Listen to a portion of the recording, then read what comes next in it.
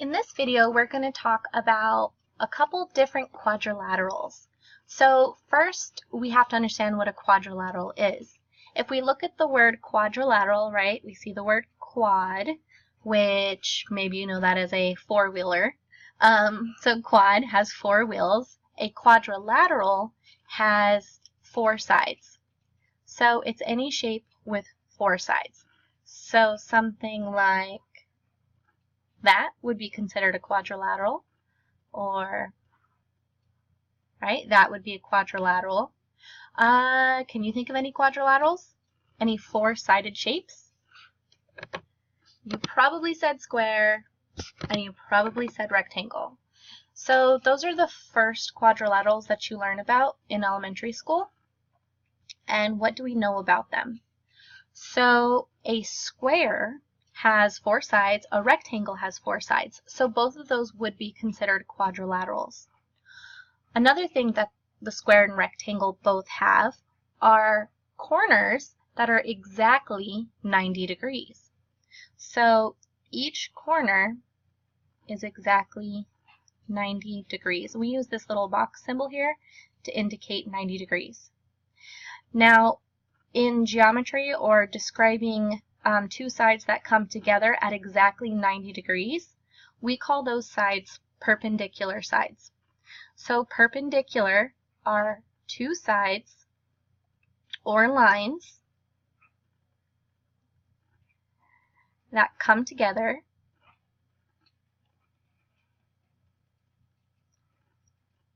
to form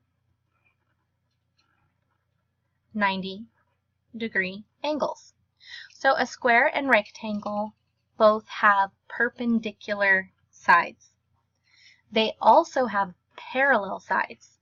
So parallel sides are lines or sides that never intersect. Parallel means two lines that never intersect. Specifically, a square and rectangle has two pairs of lines that never intersect. So the left side and right side of a square, if I were to draw these forever and ever, right, going up and down in both directions, those two would never intersect each other. And same thing with the top and the bottom.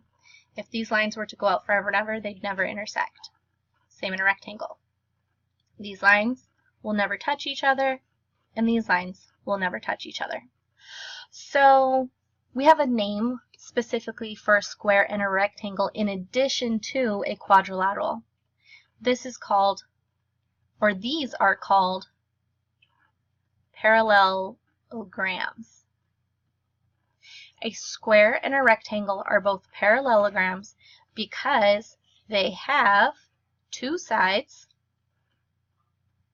two pairs of sides, two pairs of parallel sides.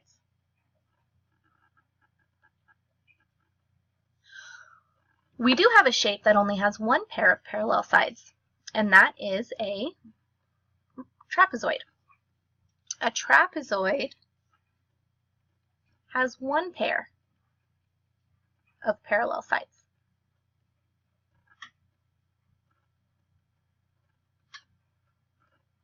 So what would that look like? Let's see. Do I have any trapezoid shapes in here? Yep, here's one. So here's an example of what a trapezoid looks like. I see that I have one pair of parallel sides. So the top and the bottom go on and on forever, and they would never touch each other if we were to intersect those lines right there. And the sides, the other two sides, if I were to extend these forever and ever, they would intersect. So we only have one pair of parallel sides and not two pairs of parallel sides.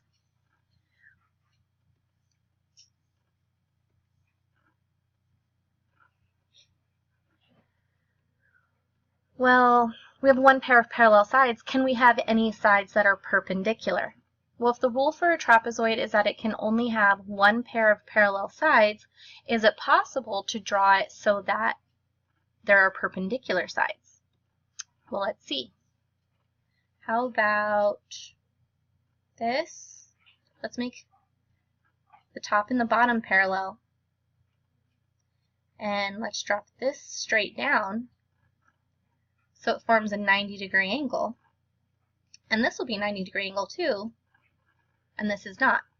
So we still have here this top and bottom are parallel to each other, but the left and the right are not parallel to each other, meaning they would intersect at some point.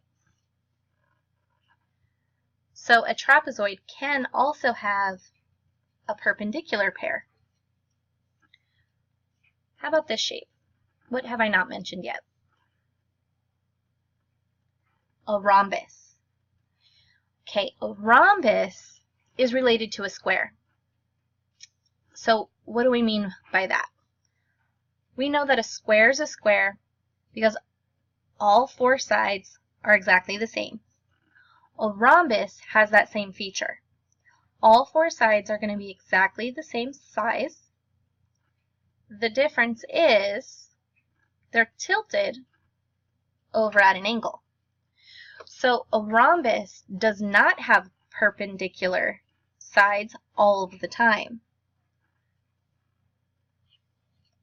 But a square can be a rhombus. Now, I know this is a little confusing. So, rules for a square, right? We have four sides that are the same, and four angles that are perpendicular. That means they're 90 degrees. We need both of those in order for it to be a square. A rhombus only needs four sides that are the same. And it's kind of like a tilted over square. So a rhombus can be a square, but a square cannot be a rhombus because it doesn't always have four angles that are perpendicular. So if I were to ask you the question, which quadrilateral can never have any perpendicular sides? Well, of these four, does a square have a perpendicular side? Yes. Does a rectangle have perpendicular sides? Yes. Does a rhombus have perpendicular sides? Well, it can if it's a square. And can a trapezoid have a pair of perpendicular sides? Or any perpendicular sides?